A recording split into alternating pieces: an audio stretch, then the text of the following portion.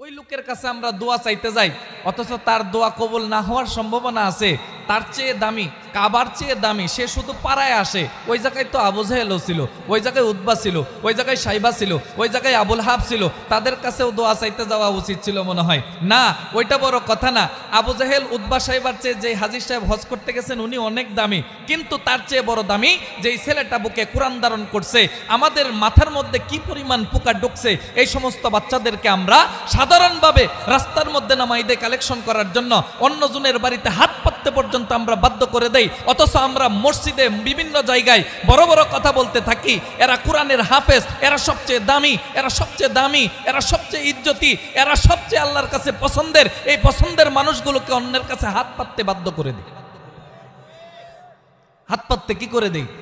বাধ্য করে দেয় এত দামি মানুষগুলোর কাছে। কখনো কেউ আসে না তাদের কাছে দোয়া চাওয়ার জন্য, হাফেজ সাহেব আমার জন্য একটু দোয়া করেন, আপনি দোয়া করলে কবুল হবে। এই বাচ্চাকে আপনি হাত পাততে বাধ্য করে দিয়েছেন, তাকে নিয়ে চার দোকানে আপনি কি করেন? তিরস্কার করেন, খয়রাতি হুজুর। এই কোরআন ধারণ করার কারণে যদি তাকে খয়রাতি বলেন, আপনি বেঈমান। এই কোরআন ধারণ করার কারণে যদি তাকে গালি দেন, আপনি বেঈমান। আর এই কোরআন ধারণ করার কারণে, হাদিস ধারণ করার কারণে, ইসলাম ধারণ করার কারণে, বুকের মধ্যে যদি কোরআন হাদিসের জ্ঞান ধারণ করার কারণে আপনি তার পিছনে কথা বলেন, আপনি তো আল্লাহর কাছে নিকৃষ্টই, সারা দুনিয়ার সমস্ত পশু পাখির কাছেও আপনি নিকৃষ্ট। আজকে আমার বিষয় বাইন্ধে দিছেন ইসলামী শিক্ষার গুরুত্ব। আল্লাহ তাআলা আমাকে আলোচনা করার এবং আপনাদেরকে শ্রবণ করার তৌফিক দান করুন।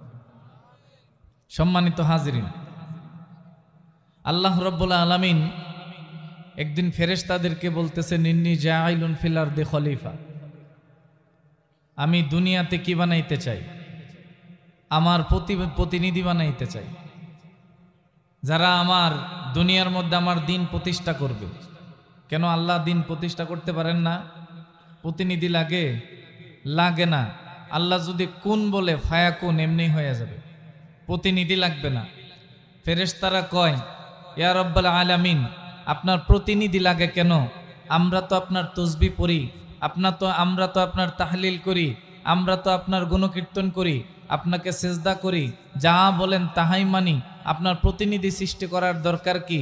ইতিপূর্বে একবার আপনি প্রতিনিধি সৃষ্টি করছিলেন জিন জাতি, তারা দুনিয়ার মধ্যে মারপিট কইরা এমন বিশৃঙ্খলা সৃষ্টি করছে, এরাও আসার পরে আবার এমনই করবে। আল্লাহ তাআলা বললেন, ইন্নী আ'লামু মা লা তা'লামুন, আমি যা জানি তোমরা তা জানো না। আমি যা জানি তোমরা তা জানো না। তো আল্লাহ রাব্বুল আলামিন মানুষকে সৃষ্টি করলেন,